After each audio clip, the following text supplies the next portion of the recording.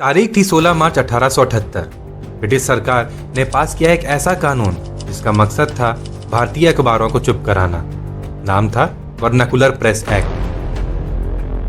जहां सारे भारतीय भाषाओं के अखबार एक एक कर बंद होने लगे, वहीं एक अखबार था जो झुका नहीं। उसने कर दिखाया एक चमत्कार। पूरे अखबार की भाषा बंगाली से अंग्रेजी में एक ही रात में बदल दी गई ताकि अंग्रेजी कानून उसे छू भी ना सके। यह कहानी है अमृत बाजार पत्रिका की, जो सिर्फ एक अखबार नहीं, आजादी की स्याही से लिखी गई बगावत। साल था 1868। बंगाल के एक छोटे से गांव अमृत बाजार में दो भाइयों शिशिर कुमार घोष और मोतीलाल घोष ने एक साप्ताहिक अखबार की शुरुआत की।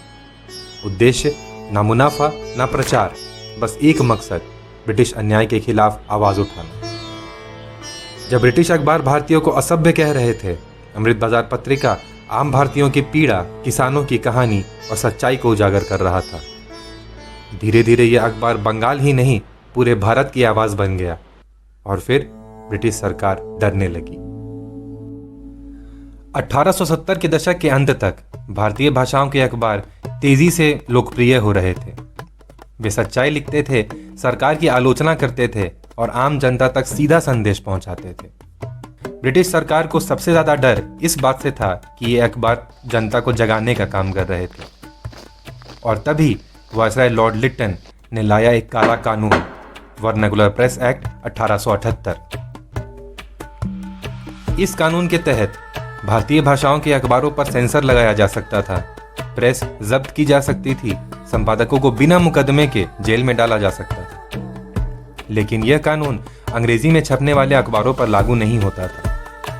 ब्रिटिश सरकार को लगा कि अब सब चुप हो जाएंगे, पर उन्हें नहीं पता था कि घोष बंधु पहले से तैयार थे। घोष भाइयों ने पहले ही संभावित खतरे को भांप लिया था। उन्होंने हफ्तों पहले ही बंगाली के साथ साथ अंग्रेजी में भी लिखना शुरू कर दिया था।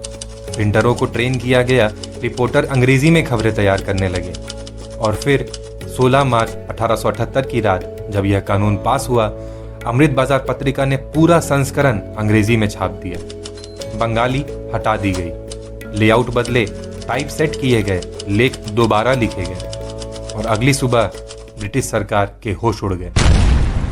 अब वे कुछ भी नहीं कर सकते थे, क्योंकि अब ये एक अंग्रेजी अखबार था।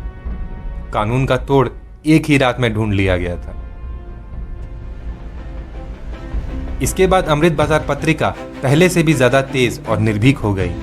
उसने ब्रिटिश सरकार की क्रूर नीतियों की धज्जियां उड़ाई, स्वदेशी आंदोलन, भारतीय राष्ट्रीय कांग्रेस और स्वतंत्रता सेनानियों का समर्थन किया। हर लेख सच्चाई की गोली जैसा लगता था। ब्रिटिश अधिकारी उसे विद्रोही कहते थे, लेकिन भारत के लोग उसे कहते थे अपनी आवाज। यह सिर्फ पत्रकारिता नहीं थी, यह था एक आंदोलन। अगले 100 सालों तक 1878 से लेकर 1991 तक अमृत बाजार पत्रिका जिंदा रही। उसे दबाने की कोशिशें हुई, मुकदमे चले, छापे पड़े, लेकिन उसने कभी झुकना नहीं सीखा। जब भारत आजाद हुआ, यह अखबार पहले ही अपनी लड़ाई लड़ चुका था और जीत भी चुका था। 1991 में इसे बंद करना पड़ा, लेकिन इसकी आत्मा आज भी जिंदा है, और उस पत्रकार में जो सच लिखता है और उस नागरिक में जो झूठ के खिलाफ खड़ा होता है।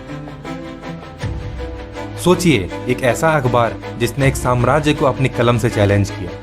अमृत बाजार पत्रिका सिर्फ एक अखबार नहीं थी, वो एक ज्वाला थी जो प्रेस की मशीन से निकली थी। और आज भी जब कोई अखबार सच बोलता है, वहीं कहीं उसकी चिंगारी जिंदा हो उठती है।